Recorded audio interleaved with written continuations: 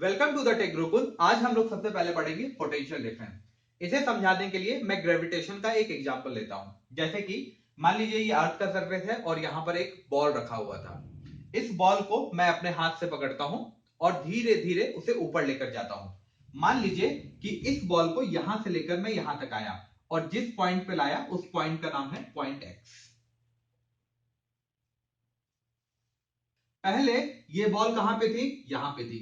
अभी ये बॉल को मैंने कहां तक लाया? यहां तक लाया। तो कुछ एनर्जी तो लगाई होगी इसके ऊपर, तभी बॉल यहां से लेके यहां तक आया होगा। हमें एनर्जी लगाने की जरूरत क्यों पड़ी? क्योंकि हमें पता है किसी भी ऑब्जेक्ट को अर्थ अपनी तरफ खींचती है ड्यू टू ग्रेविटेशनल फोर्स। तो हमें अगर इसके अपोजिट जाना है तो मुझे भी कुछ फोर्स लगाना पड़ा होगा। मान लीजिए कि मैंने 60 जूल का फोर्स लगाया। ओके, तो अब ये जो 60 जूल का मैंने फोर्स लगाया, ये फोर्स गया कहां? क्योंकि हमें एक बात तो बहुत अच्छी तरह से पता है, एनर्जी कभी डिस्ट्रॉय नहीं होती, एक चीज से दूसरे चीज में बस चली जाती है। तो सिमिलरली यहां से लेके जब यहां तक मैंने एनर्जी लगाई अपने हाथों से 60 जूल की, तो ये 60 जूल की एनर्जी कहां गई? तो इसका आंसर है वो एनर्जी चली गई बॉल में। तो ये जो बॉल में एनर्जी गई 60 जूल, दैट मींस इस पॉइंट पे बॉल के पास कितनी एनर्जी है? आंसर है 60 जूल। और ये जो एनर्जी है इसका एक नाम है। वो नाम क्या है? वो है पोटेंशियल एनर्जी। इसका मतलब ये हुआ कि इस बॉल के पास इस पॉइंट पे 60 जूल पोटेंशियल एनर्जी है। ठीक है, फिर से मैं यही काम करता हूं। बॉल यहां पर था, बॉल को मैं धीरे धीरे उठाकर यहां पे ले आता हूं और इसे एक नाम देता हूं पॉइंट वाई। ओके, जब मैं पॉइंट वाई तक इसे लेकर गया, यहां से लेकर यहां तक, तो मुझे लगी 100 जूल की एनर्जी। और ये एनर्जी कहां ट्रांसफर हो गई? ये एनर्जी मेरे हाथों से ट्रांसफर हो गई इस बॉल में। और बॉल में अगर इस तरह की कोई एनर्जी हो तो उसका नाम क्या होता है? Potential energy. तो यहां पे इस बॉल के पास पोटेंशियल एनर्जी कितनी है? 100 जूल। फिर से वही काम करता हूं, बॉल को मैं यहां से उठाकर यहां पर लेके जाता हूं और इस बार मुझे यहां से लेके यहां तक ले जाने में कितनी एनर्जी लगी? मान लीजिए कि 200 जूल एनर्जी लगी। और ये 200 जूल किस में ट्रांसफर हो गई? इसमें हो गई। और इसका नाम क्या है? Potential energy. फिर से एक बार ओवरव्यू करते हैं। यहां 60 लगा, यहां 100 लगा और यहां 200 लगा। तो क्या हर बार आपकी एनर्जी बढ़ती चली जाएगी? आंसर है यस। अगर आपको बॉल यहां तक लेके जाना है तो आपको ज्यादा एनर्जी लगानी पड़ेगी। उसी तरीके से अगर आपको बॉल यहां पर लेके जाना है तो आपको और भी ज्यादा एनर्जी लगानी पड़ेगी। तो जितना आप ऊपर जाएंगे आपकी पोटेंशियल एनर्जी उतनी बढ़ती चली जाएगी। चलिए इसका भी मैं एक नाम देता हूं पॉइंट जेड। फिर से एक बार एनालिसिस करते हैं, सबसे ज्यादा हायर पोटेंशियल किसका है यहां पर? आंसर है ये। तो यहां पे लिखता हूं हायर पोटेंशियल एनर्जी। उसके अलावा सबसे कम पोटेंशियल एनर्जी किसका है? इसका है, तो इसे लिखता हूं लोअर पोटेंशियल एनर्जी। अब अगर मैं इस बॉल पे से अपना होल्ड हटा दूं तो क्या होगा? बॉल नीचे गिरने लगेगी। ये बहुत ही ऑब्वियस सी बात है। लेकिन अगर मैं इसे पोटेंशियल के रिस्पेक्ट में समझूं, आप ग्रेविटेशन को ना सोचे, सिर्फ पोटेंशियल के बारे में सोचे, तो आप क्या देखते हैं कि यहां पे हायर पोटेंशियल था और इसका पोटेंशियल कम था और उससे भी पोटेंशियल कम इसका था। तो बॉल कैसे मूव कर रही है? बॉल मूव कर रही है higher potential to lower potential. तो हमने एक रूल याद कर लिया। वो रूल क्या है कि बॉल का डायरेक्शन या किसी पार्टिकल का डायरेक्शन हायर पोटेंशियल एनर्जी से लोअर पोटेंशियल एनर्जी होता है। यही यूज आएगा हमारे इलेक्ट्रिक सर्किट में। इलेक्ट्रिक सर्किट में जो करंट फ्लो होता है वो हमेशा higher potential energy to lower potential energy होता है। ठीक है, एक और एग्जांपल से समझते हैं। मान लीजिए कि दो पानी की टंकी है, एक आपके छत पे लगी हुई है और एक ग्राउंड फ्लोर पे लगी हुई है और दोनों को मैंने एक पाइप से कनेक्ट किया। ओके, पहले मैंने इसमें पानी भर दिया और इसे खाली रखा।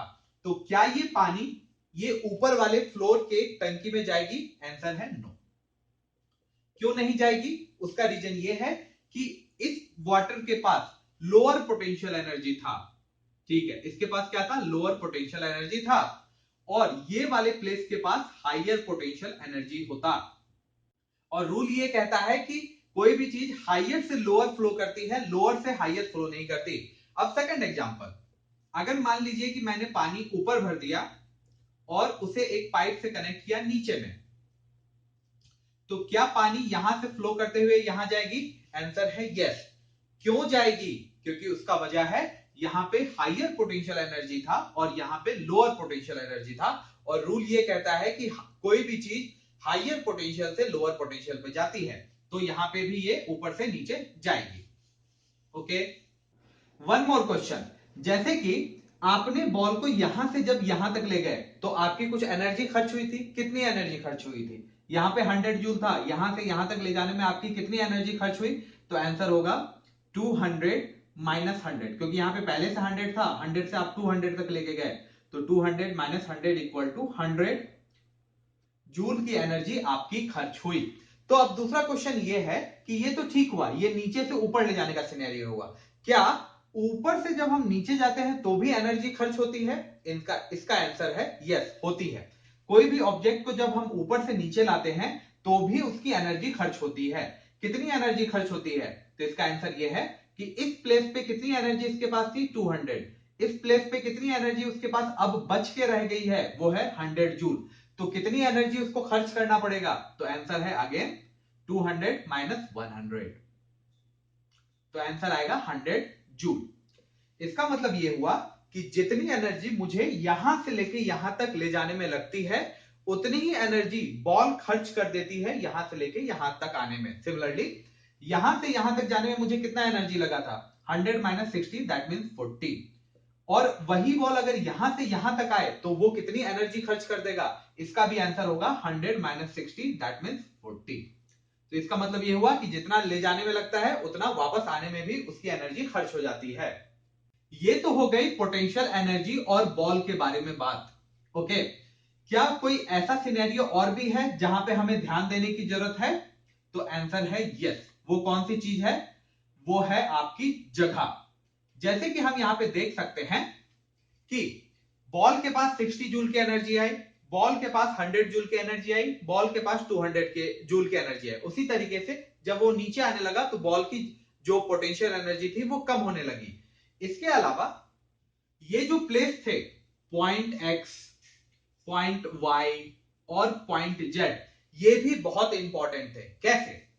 जैसे कि अगर मैं बॉल को पॉइंट एक्स पे लाता तभी जाकर इसके पास 60 जूल की एनर्जी आती। मान लीजिए कि इसे मैं पॉइंट एक्स तक नहीं लाता, यहां पर लाता, तो इसको इतनी एनर्जी नहीं लगानी पड़ती, 60 जूल नहीं लगानी पड़ती, कुछ कम लगानी पड़ती, मान लीजिए 50 जूल लगानी पड़ती। सिमिलरली अगर बॉल को मैं ऊपर ले जाता यहां पर, तो इसे 60 जूल की एनर्जी फिर से नहीं लगानी पड़ती, हमें उससे ज्यादा लगानी पड़ती, मान लीजिए कि 70 जूल की एनर्जी लगानी पड़ती। तो बॉल के साथ पोटेंशियल एनर्जी के साथ वो जगह भी इंपॉर्टेंट है जहां पर वो बॉल गई है। तो हमें समहाउ इस ये जो प्लेस है इसे डिफाइन करना पड़ेगा, क्योंकि इसी प्लेस पर जाके इसे कितनी एनर्जी मिली? 60 जूल। इसी प्लेस पे जाके इसे कितनी एनर्जी मिली? 100 जूल। इसी प्लेस पे जाके इसे कितनी एनर्जी मिली? 200 जूल। तो डिसाइड किया गया कि अगर इस प्लेस पे 60 जूल की एनर्जी होती है बॉल के पास, तो हम कहेंगे इस प्लेस के पास 60 पोटेंशियल है। फिर से समझते हैं, अगर बॉल के पास किसी जगह पे आने के बाद 60 जूल की पोटेंशियल एनर्जी आ जाए तो हम ऐसा कहेंगे उस जगह के पास, दैट मींस पॉइंट एक्स के पास 60 पोटेंशियल है। सिमिलरली ये जगह पे आने के बाद कितनी एनर्जी उसके पास आ गई? 100 जूल। तो हम कहेंगे पॉइंट वाई का पोटेंशियल है 100।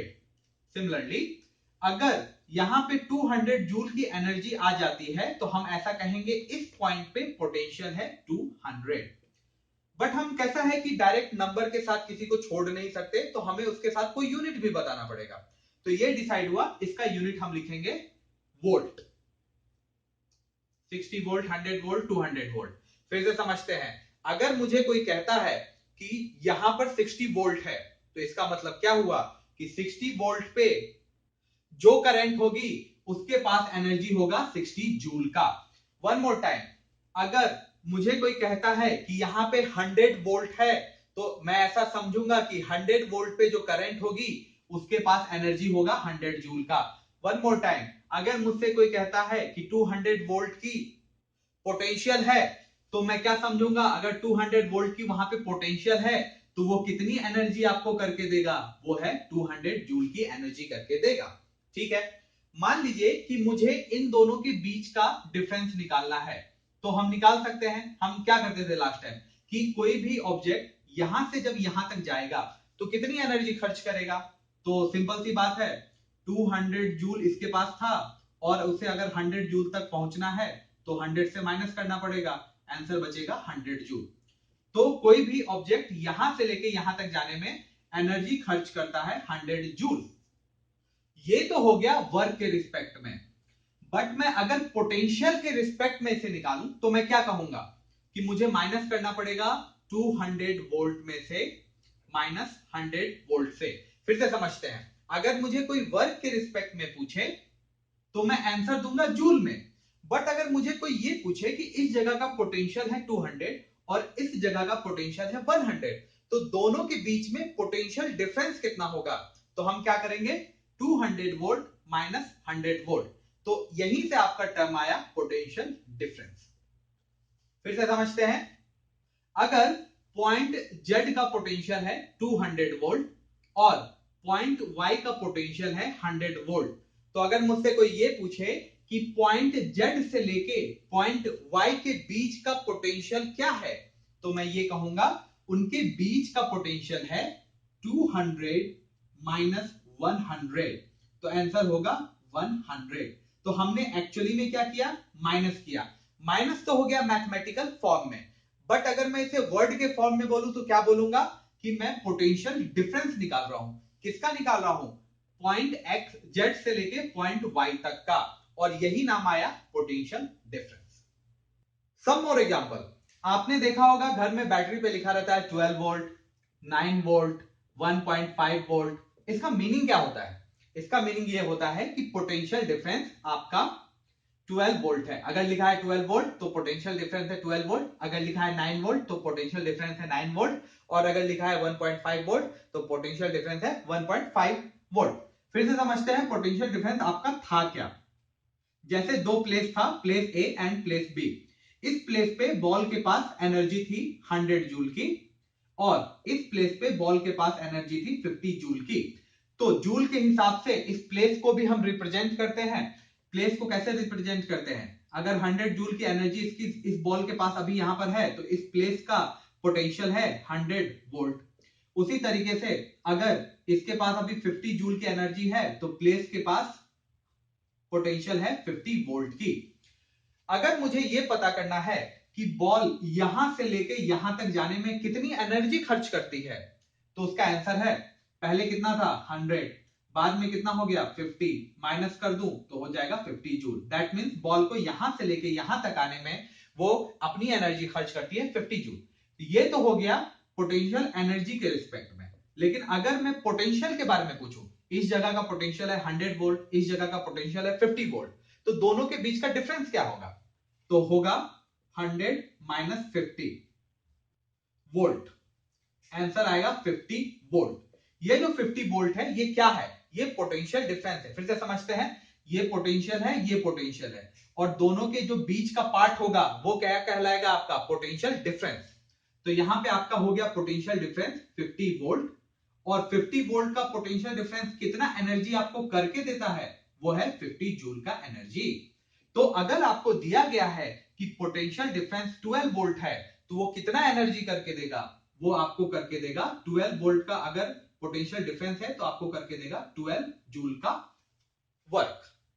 चलिए एक वायर से मैं इसे कनेक्ट करता हूं, तो एक पॉजिटिव से एक निगेटिव तक वायर में कनेक्ट करते हैं, ये भी आपने देखा होगा। तो अब एक क्वेश्चन ये है कि इसमें करंट कहां से कहां तक फ्लो करेगा। इसके लिए हमें ये जानना जरूरी है कि हायर पोटेंशियल कौन होता है और लोअर पोटेंशियल कौन होता है। तो इसका आंसर ये है कि जो पॉजिटिव प्लेस होता है वो आपका होता है हायर पोटेंशियल का एरिया, और जो निगेटिव प्लेस होता है वो आपका होता है लोअर पोटेंशियल का एरिया। तो रूल हमें पता है कि कोई भी पॉजिटिव चार्ज कहां से कहां तक फ्लो करेगी, हायर टू लोअर। अब अगर ये हायर है और ये लोअर है तो करंट कहां से कहां तक फ्लो करेगी, यहां से यहां तक फ्लो करेगी। कितना वर्क करके देगी, अगर पोटेंशियल डिफरेंस है 12 वोल्ट तो काम करके देगी 12 जूल का। क्या ये 12 जूल पूरा बैटरी वर्क करके देगी, आंसर है नो।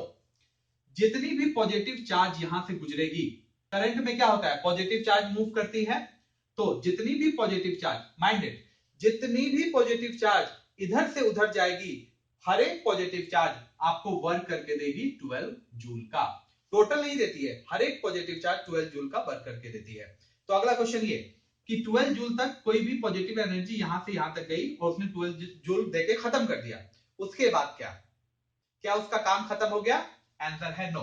अंदर होता है एक केमिकल सॉल्यूशन, और ये केमिकल सॉल्यूशन क्या करता है, वापस से जो ये प्रोटॉन अंदर गए, सॉरी पॉजिटिव चार्ज, तो जो भी पॉजिटिव चार्ज वापस से यहां पर आते हैं, ये केमिकल सॉल्यूशन क्या करता है, एक एनर्जी देता है, तो वापस से उस पॉजिटिव चार्ज को फिर से एनर्जी देता है और वापस से आकर ये 12 जूल का एनर्जी फिर से वो खर्च करती है यहां से लेकर यहां तक। तो अब आप एक चीज देखेंगे कि क्या हुआ यहां पर हमने एनर्जी बनाई, पॉजिटिव चार्ज को एनर्जी दी और पॉजिटिव चार्ज यहां से यहां तक एनर्जी खर्च करके आ गया। तो क्या ये जरूरी था क्या कि हम ऐसा भी तो कर सकते थे, यहां पे एनर्जी जनरेट कर रहे थे, जहां पे हमें जरूरत होती हम वहां पे एनर्जी जनरेट करते और चले आते। तो इसका आंसर ये है कि मान लीजिए आपको एनर्जी का काम है यहां पर यहां पर यहां पर यहां पर, तो आपको अगर सिर्फ ऐसा सिनेरियो रखेंगे कि केमिकल सॉल्यूशन उठा के यहां से एनर्जी दे दिया, यहां से एनर्जी दे दिया, यहां से एनर्जी दे दिया, यहां से एनर्जी दे दिया, तो हमें कितने टाइम उसकी जरूरत पड़ेगी, 4 टाइम जरूरत पड़ेगी। बट अगर हम किसी वायर से कनेक्ट करते हैं तो ऐसा कर सकते हैं, एक वायर से चारों को कनेक्ट कर दिया, अब यहां से पॉजिटिव चार्ज गई, यहां गई, यहां गई, उसने इसके लिए भी वर्क किया, इसके लिए भी वर्क किया, इसके लिए भी वर्क किया और इसके लिए भी वर्क किया, तो एक बार में आपका बहुत सारा काम बन जाता है। तो इसीलिए हम लोग करंट का यूज करते हैं। नाउ आपने घर में देखा होगा कि ये लिखा हुआ रहता है 220 वोल्ट एंड 110 वोल्ट। जैसे ही वोल्ट आपके सामने आता है तो ये तो आपको समझ में आता है कि ये क्या है, पोटेंशियल है। ये ज्यादा है और ये कम है, तो ये क्या हो जाएगा, हाइयर पोटेंशियल हो जाएगा, और ये क्या हो जाएगा, लोअर पोटेंशियल हो जाएगा। तो एनर्जी कहां से कहां तक फ्लो करती है, higher potential to lower potential flow करती है। और कितना वर्क करके देगी, ये फर्क ये आपको पता चलेगा पोटेंशियल डिफरेंस से। पोटेंशियल डिफरेंस हम कैसे निकालते हैं, higher potential minus lower potential, that means 220 minus 110, तो आंसर क्या आएगा, 110। ये क्या हो गया, वोल्ट हो गया।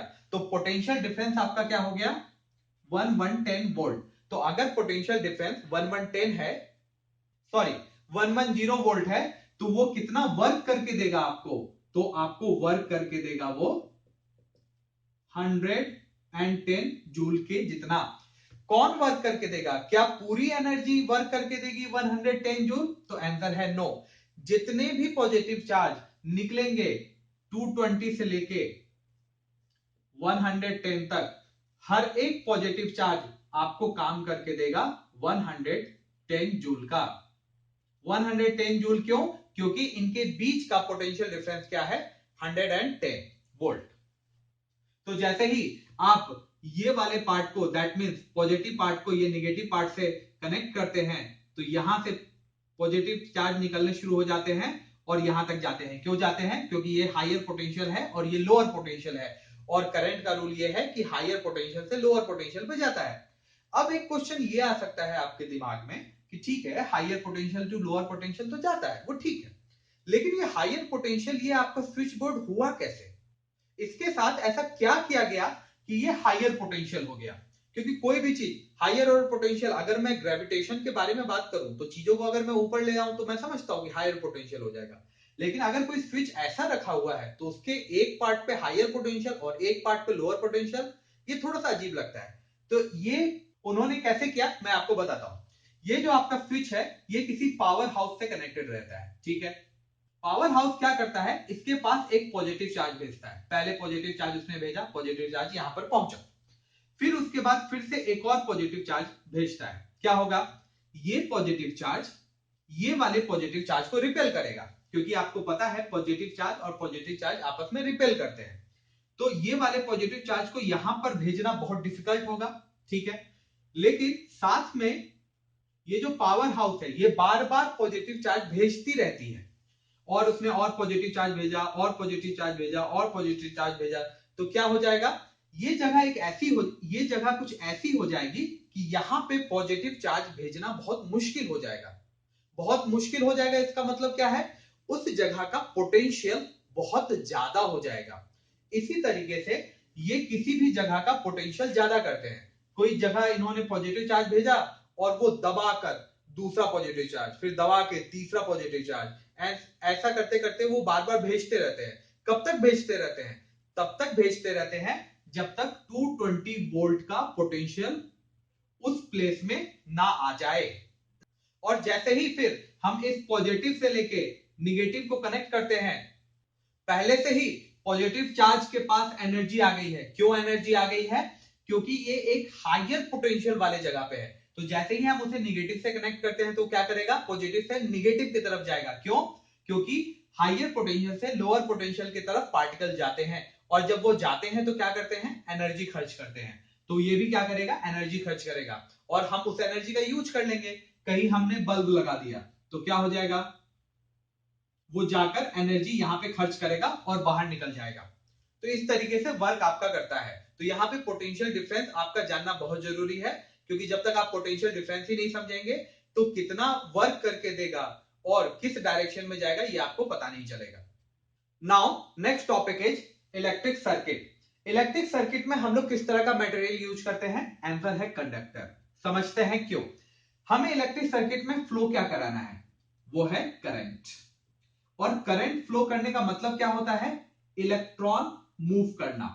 और इलेक्ट्रॉन मूव करने के लिए हमें क्या चाहिए? फ्री इलेक्ट्रॉन ज्यादा से ज्यादा चाहिए। कंडक्टर ही एक ऐसा आइटम होता है जिसमें से अगर हम थोड़ा सा भी हीट देंगे तो उसके इलेक्ट्रॉन्स बाहर चले आते हैं। तो अगर इलेक्ट्रॉन्स बाहर चले आएंगे तो क्या होगा? हमारे पास इलेक्ट्रॉन्स आ जाएंगे, और अगर हम इलेक्ट्रॉन्स को फ्लो कर सकेंगे तो हमारा करंट फ्लो होगा। तो इसीलिए हम कंडक्टर का यूज करते हैं। अब आते हैं इंसुलेटर पे।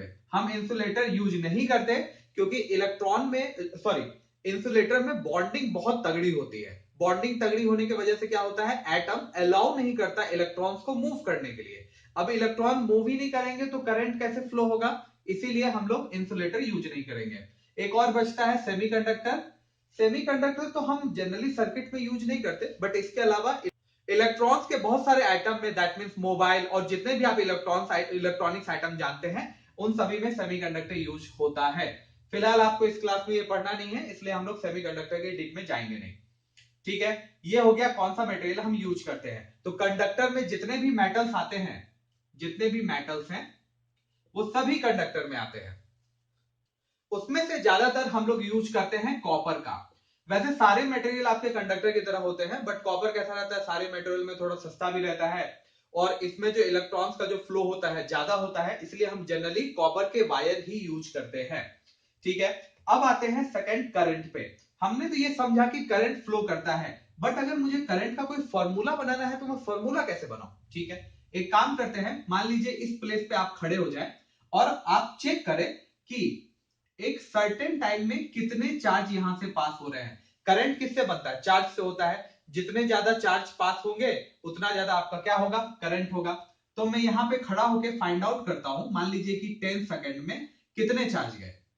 मान लीजिए कि 100 चार्ज गए, तो मैं ऐसा लिख सकता हूं कि टी टाइम में क्यू चार्ज गए, तो 1 सेकेंड में कितने चार्ज जाएंगे? तो हो जाएगा क्यू बाई टी। तो ये जो 1 सेकेंड में जो चार्ज जाते हैं क्यू बाई टी, यही होता है आपका करंट का फॉर्मूला, जो आपने बहुत जगह देखा होगा। Now number third, higher potential to lower potential. अभी तक हम ये समझ चुके हैं कि कभी भी करंट हायर पोटेंशियल से लोअर पोटेंशियल ट्रेवल करता है। हमेशा याद रखें, जो पॉजिटिव वाला पार्ट होता है वो आपका होता है हायर पोटेंशियल, और जो निगेटिव वाला पार्ट होता है वो होता है आपका लोअर पोटेंशियल। तो आपका जो करंट है हमेशा पॉजिटिव टू निगेटिव फ्लो होगा। तो ये हो गया हायर पोटेंशियल। और कितना एनर्जी करके देगा ये समझने के लिए हमें पोटेंशियल डिफरेंस निकालना जरूरी है। That means higher potential minus lower potential. तो मान लीजिए higher potential minus lower potential मैंने किया और मेरा आंसर आया 50 वोल्ट। तो अगर पोटेंशियल डिफरेंस 50 वोल्ट है तो कितना वर्क करके देगा? तो आंसर है 50 जूल। उसके अलावा एक और बात, मान लीजिए वायर को मैंने अपने हाथों से पकड़ा और खाली पैर जमीन पे खड़ा हो गया, तो क्या होगा? मुझे करंट लगेगा। अब क्वेश्चन ये है कि मुझे करंट लगेगा ही क्यों? तो इसका आंसर ये है कि हमें पता है कि कभी भी करंट हायर पोटेंशियल से लोअर पोटेंशियल जाता है, और जो अर्थ होती है उसके पास हमेशा लोअर पोटेंशियल होता है। तो करंट क्या चाहेगी? करंट ये चाहेगी कि वो लोअर पोटेंशियल ट्रेवल करे। अब उसके पास दो पाथ है, या तो वो इधर जाए, या नहीं तो मैंने हाथ पकड़ के रखा है और मैं अर्थ पे खड़ा हूं तो वो इधर से जाए। तो वो किसे चूज करेगी? वो उसी पाथ को चूज करेगी जहां पर उसे लोअर पोटेंशियल मिलता है। अर्थ के पास लोअर पोटेंशियल मिलता है, इसीलिए वो मेरे बॉडी को क्रॉस करके लोअर पोटेंशियल पे चली जाती है, इसलिए हमें करंट लगता है। एक और सिनेरियो लेते हैं। मान लीजिए इस बार वायर को मैंने पकड़ा और मैंने कोई शूज पहन लिया, तो क्या मुझे करंट लगेगा? आंसर है नहीं लगेगा। क्योंकि जब यहां से करंट जाती है तो उसके पास दो पाथ हो गए, एक ऊपर जाने के और एक बार मेरे बॉडी से होके जाने के। तो मेरे बॉडी से जब होके नीचे जाती है वो, तो नीचे क्या मिलता है उसको? शूज मिलता है। वो अर्थ से कनेक्ट नहीं हो सकती, दैट मींस वो लोअर पोटेंशियल पे नहीं जा सकती, इसीलिए वो मेरे शरीर की तरफ जाती ही नहीं, वो डायरेक्ट अपना पाथ फ्लो करती है। लेकिन मान लीजिए कि करंट अगर बहुत एक्सेसिव है, बहुत ज्यादा करंट है, तब क्या वो मेरे शू को भी पार करके चली जाएगी? आंसर है यस। अगर करंट बहुत ज्यादा है तो वो मेरे शू को भी पार करके चले जाएगी, क्योंकि उसके पास इतना ज्यादा करंट है कि जहां मेरा शू इंसुलेटर था उसके अंदर भी वो करंट फ्लो कर देगी। तो अगर आप ऐसे सिनेरियो में भी बचना अगर चाहते हैं तो आप एक काम कर सकते हैं, आप किसी ग्लास का शूज बना के पहन लें, आपको करंट नहीं लगेगा, क्योंकि ग्लास से करंट पास नहीं करती है। वन मोर एग्जांपल, मान लीजिए मैं एक बैटरी लेता हूं 1.5 वोल्ट का, ये इधर पॉजिटिव है और ये इधर निगेटिव है। हम क्या करते हैं, एक सर्किट कनेक्ट करते हैं और एक करंट फ्लो कराते हैं, ठीक है। मान लीजिए मैंने यहां सर्किट ऐड नहीं किया, जस्ट एक तरफ से अपनी एक उंगली लगाई और दूसरे तरफ से मैंने दूसरी उंगली लगाई, तो यहां पे मेरा बॉडी कैसा हो गया? एज ए सर्किट हो गया। तो यहां से क्या होना चाहिए? करंट फ्लो होना चाहिए। कैसे करंट फ्लो होना चाहिए? ठीक उसी तरीके से जैसे हमने यहाँ पे वायर को छुआ था, तो करंट यहां से फ्लो करते हुए अर्थ की तरफ चली गई थी। तो क्या अगर मैं इसे दोनों तरफ हाथ से छूऊं तो क्या मेरा शरीर एज ए सर्किट बिहेव करके करंट पास होने देगा? आंसर है नो। इसकी वजह क्या है? इसकी वजह यह है कि मेरा शरीर पूरी तरह से कंडक्टर नहीं है। कंडक्टर है, फ्लो होने देता है, बट पूरी तरीके से कंडक्टर नहीं है। ये पहले रेसिस्ट करता है। अगर एनर्जी बहुत ज्यादा है, करंट का फ्लो बहुत ज्यादा है, तभी मेरे शरीर से करंट फ्लो होता है। अब 1.5 वोल्ट देखे, क्या ये क्या है? बहुत ही वीक एनर्जी है और ये मेरे शरीर से पास ही नहीं कर पाती। मेरा शरीर इसे रेसिस्ट कर देता है कि पास नहीं करेगा। तो इसीलिए अगर मैं बैटरी को अगर दोनों हाथों से छुओ तो मुझे करंट नहीं लगेगा। पर ध्यान रहे वो जो बैटरी है कम वोल्ट की होनी चाहिए। ज्यादा वोल्ट की अगर आप बैटरी लेंगे तो हो सकता है कि आपको उसमें करंट लग जाए। यही सिनेरियो मैं एक बार फिर से लेता हूं। दोनों तरफ से मैं एक वायर कनेक्ट करता हूं और दोनों वायर को अपने टंग में टच करता हूं, तो क्या मुझे करंट लगेगा? आंसर है यस। अब क्वेश्चन है क्यों? मेरे बॉडी से तो करंट पास नहीं हो रही थी, बट मेरे टंग से हो रही है। इसका वजह यह है, अगर आप देखेंगे तो आपके टंग में क्या होता है? एक सॉल्यूशन होता है, एक लिक्विड होता है। और कभी भी लिक्विड में करंट पास होना ज्यादा आसान होता है, क्योंकि लिक्विड में क्या होता है? एटम, इलेक्ट्रॉन्स आसानी से मूव कर सकते हैं इधर से उधर। तो जब जैसे ही आप वायर लगाते हैं अपने टंग में तो आपको करंट फील होता है, क्योंकि वो उसको रेसिस्ट नहीं कर पाता और करंट फ्लो होने लगता है। ठीक है, ये हो गया हायर पोटेंशियल और lower potential. Now electromotive force. क्या सर्किट में करंट ऐसे ही पास करने लगता है, हमें कुछ करने की जरूरत नहीं पड़ती? आंसर है नो। जैसे कोई भी आप देख ले, कॉपर का ही अगर शीट देख ले, तो उसमें इलेक्ट्रॉन्स मूव करते रहते हैं। कुछ इलेक्ट्रॉन्स इधर मूव करते रहते हैं, कोई इलेक्ट्रॉन्स इधर मूव करते रहते हैं, सब अलग अलग डायरेक्शन में मूव करते रहते हैं। क्यों मूव करते हैं? क्योंकि क्या होता है, जो घर का टेम्परेचर होता है बहुत ज्यादा होता है, और टेम्परेचर ज्यादा जब कॉपर को मिलता है तो उसके जो इलेक्ट्रॉन्स है इधर उधर मूव करने लगते हैं। बट हमें क्या चाहिए? करंट चाहिए, और करंट में क्या होता है? सिर्फ एक ही डायरेक्शन में मूव करता है। तो किसी भी चीज को एक ही डायरेक्शन में मूव करने के लिए हमें कोई एनर्जी चाहिए होगी, तभी जाके वो सारे इलेक्ट्रॉन्स एक जगह मूव करेंगे, और जब एक जगह मूव करेंगे तभी जाके वो क्या होगा? करंट प्रोड्यूस करेगा। इसीलिए हमें क्या चाहिए? एक एक्सटर्नल फोर्स चाहिए जो सारे इलेक्ट्रॉन्स को एक डायरेक्शन में मूव करा सके। तो वो क्या होता है? वो होता है आपका बैटरी बैंक। बैटरी बैंक क्या करता है? वो पुश करता है इलेक्ट्रॉन्स को मूव करने के लिए। तो इसीलिए इसका नाम आया इलेक्ट्रॉन से इलेक्ट्रोमोटिव फोर्स। इलेक्ट्रॉन्स को एक मोटिव देता है कि आपको किधर फ्लो करना है, इसीलिए कहलाता है इलेक्ट्रोमोटिव फोर्स, जिसका शॉर्ट फॉर्म में हम ईएमएफ भी कहते हैं। तो जो आपका बैटरी बैंक है वो क्या होता है, ईएमएफ होता है, इलेक्ट्रोमोटिव फोर्स। Now switch. अब आप एक ऐसा सर्किट देखें, मान लीजिए ये सर्किट है और इसमें लगातार करंट फ्लो हो रहा है। यहां पे मैंने एक बल्ब लगा के रखा है रेजिस्टेंस के रूप में, तो क्या होगा, ये लगातार इसमें से करंट फ्लो हो रहा है और ये बल्ब लगातार जल रही है। अब मुझे कुछ ऐसा सिनेरियो चाहिए कि मैं जब चाहे इस बल्ब को बंद कर सकूं, तो मुझे क्या चाहिए होगा, उसके लिए स्विच चाहिए होगा। तो हम लोग क्या करते हैं, स्विच के हेल्प से इसे बंद करते हैं और शुरू करते हैं। स्विच में एक्चुअली हम करते क्या है, स्विच में हम लोग इस वायर को, दैट मींस जो कंटिन्यूअस वायर होता है उसे हम डिस्कनेक्ट कर देते हैं। जब हम ऑफ कर देते हैं तो ये वायर अलग अलग हो जाता है, तो अलग अलग वायर में करंट नहीं फ्लो करता है।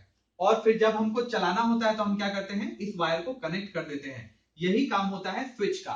और आपने ध्यान से देखा होगा, जो स्विच बना होता है वो होता है इंसुलेटर का, क्योंकि इंसुलेटर ही एक ऐसी चीज है जो करंट को फ्लो नहीं होने देती।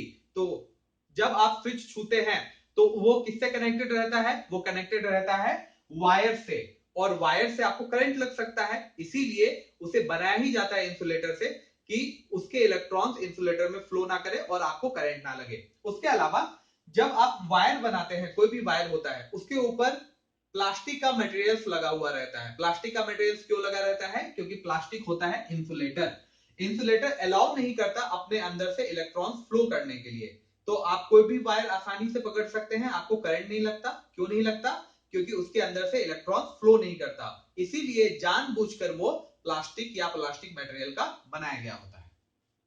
Now velocity of charge. Velocity of charge होता है 1 मिलीमीटर पर सेकेंड स्क्वायर। अब 1 मिलीमीटर होता कितना है, इतने से ज्यादा तो होता नहीं। तो 1 मिलीमीटर पर सेकेंड, इसका मतलब क्या हुआ, एक सेकेंड में जो चार्जेस होते हैं वो इतने ही चलते हैं। तो अब आपके सामने दो क्वेश्चन आते हैं। पहला क्वेश्चन ये है कि जब ये इतना धीरे चलता है तो इसका इंपैक्ट इतना ज्यादा कैसे होता है। जैसे कि आप मोटर चलाते हैं, आप फ्रिज चलाते हैं, आप पंखा चलाते हैं, और अगर कोई भी इलेक्ट्रॉन इतना धीरे धीरे चलेगा तो उसका इफेक्ट इतना ज्यादा कैसे होता है। तो इसका आंसर ये है कि जो भी इलेक्ट्रॉन्स होते हैं वो उनकी जो संख्या होती है बहुत ज्यादा होती है, अरबों में होती है। तो इतने सारे इलेक्ट्रॉन्स इतना सारा चार्ज लेके जब धीरे धीरे भी चलते हैं तो उनका जो इंपैक्ट होता है बहुत ज्यादा होता है।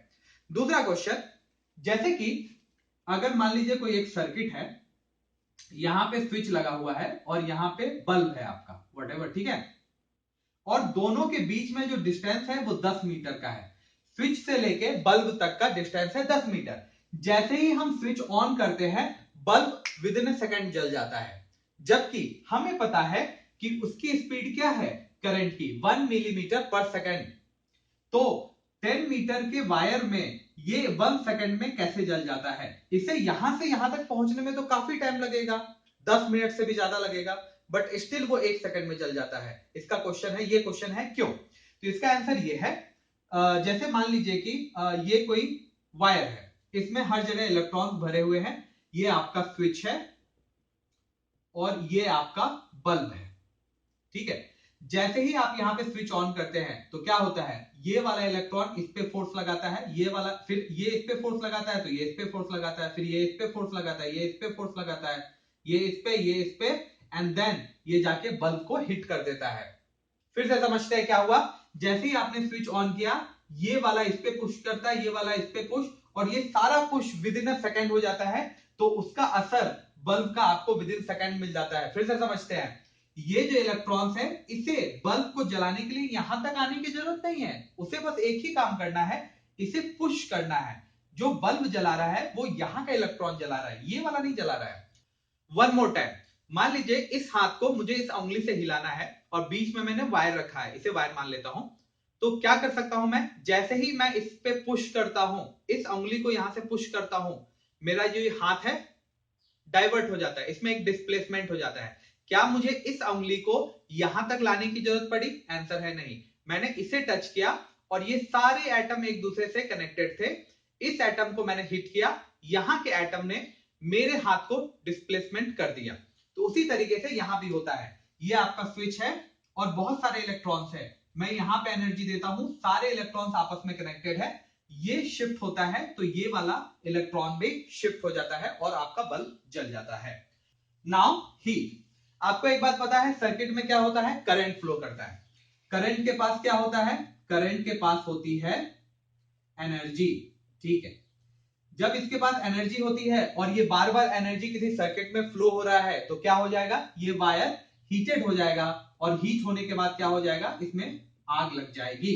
बट फिर भी आग नहीं लगाता। आप कितने भी घंटे बल्ब जला कर रखे घर में, आपके घर में आग नहीं लगती। उसका वजह क्या है?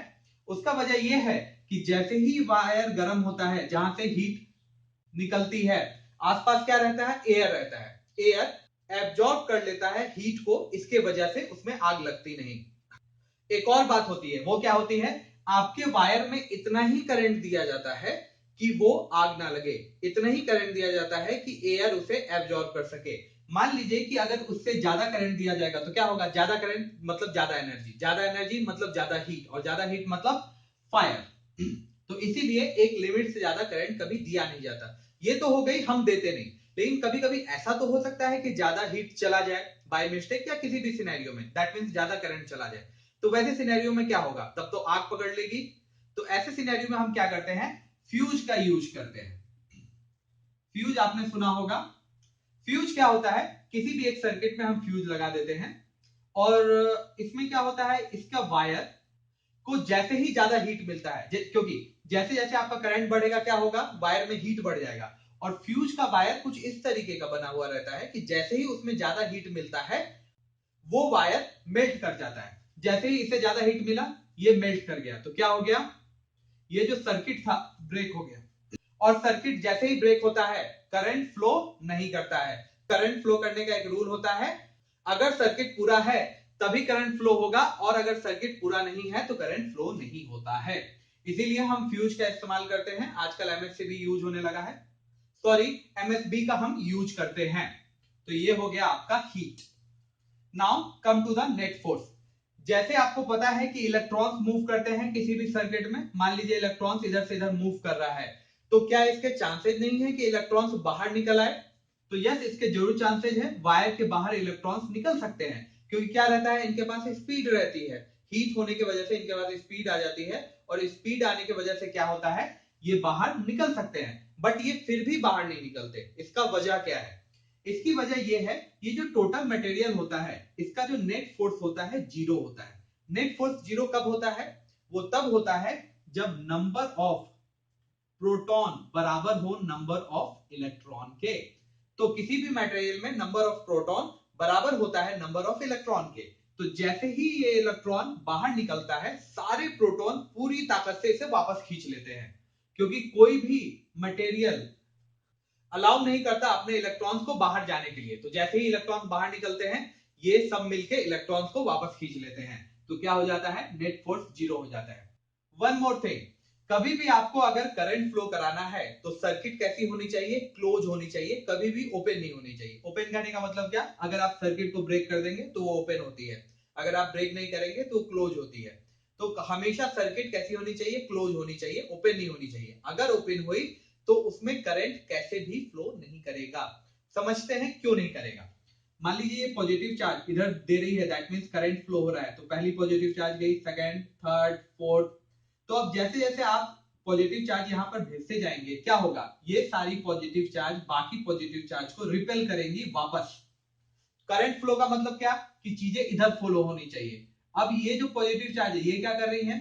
ये वापस से रिपेल कर रही है पॉजिटिव चार्ज को। तो जो करंट का जो डायरेक्शन होता है और जो करंट फ्लो होता रहता है वो ब्रेक हो जाता है, क्योंकि ये सारे जो टर्म है जो पॉजिटिव, ये आगे फ्लो होने नहीं देते।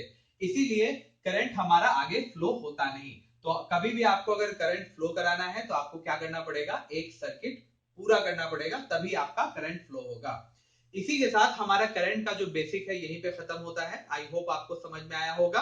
अगले क्लास से हम लोग चैप्टर की शुरुआत करेंगे, इफेक्ट ऑफ इलेक्ट्रिक करंट।